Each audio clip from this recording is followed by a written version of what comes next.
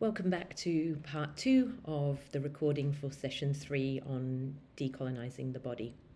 So in the last part, I spoke about the ways in which feminists have questioned the idea that gender is some naturally occurring biological fact. And I also raised the question of whether gender is in fact a universal.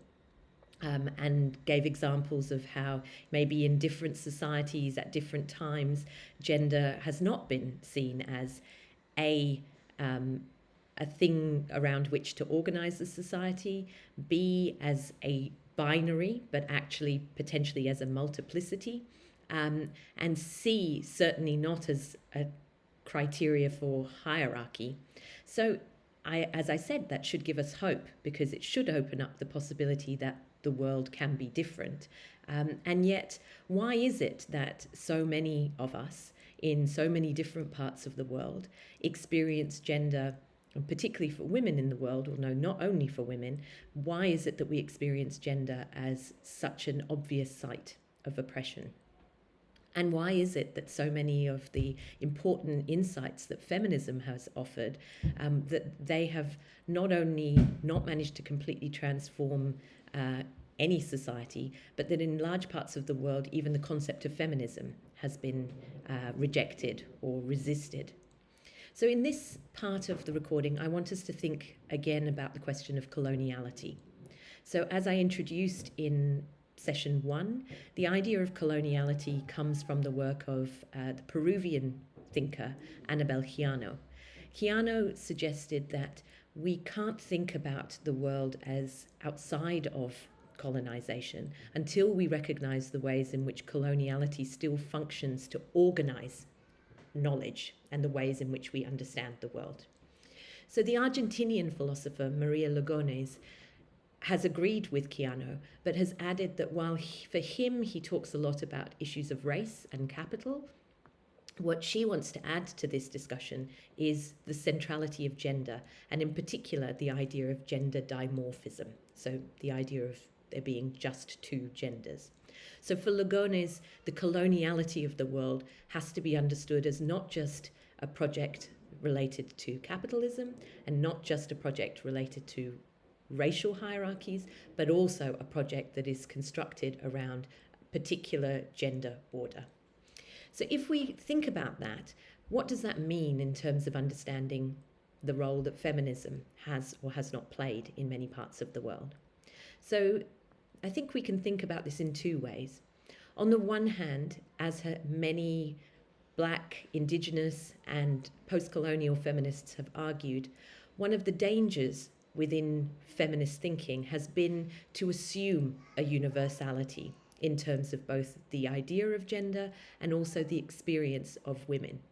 This universality, just as we spoke about in last week's session in relation to Western philosophy as a whole, has tended to prioritize a particular set of issues and concerns, namely the people who are writing this work, white, middle-class women in the West, and to take their concerns as if they are universally applicable to every woman in the world.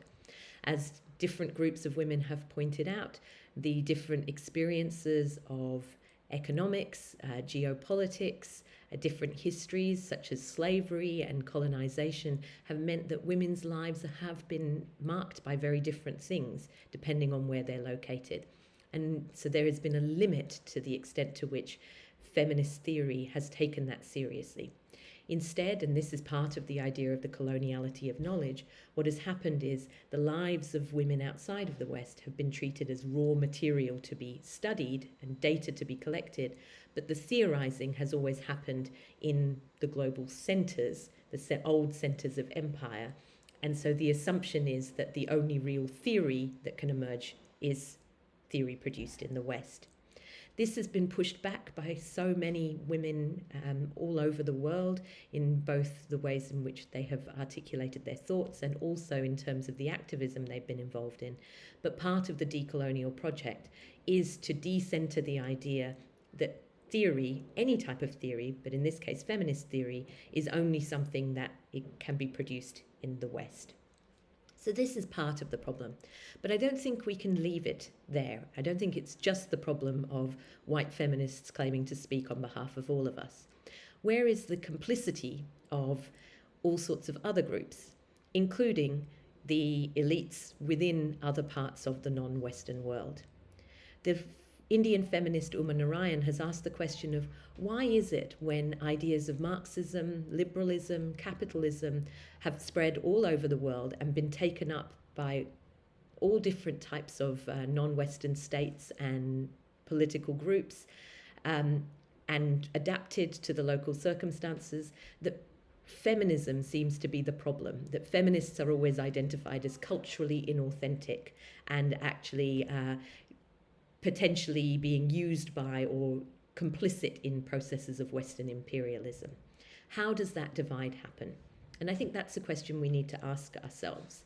How is it that we can allow a state to become neoliberal, have a division of powers that's based on the Westminster system, have political movements that fight against it in the name of Marxism, and all of those can be seen as completely legitimate, but feminism is always seen as a Western import and culturally inauthentic.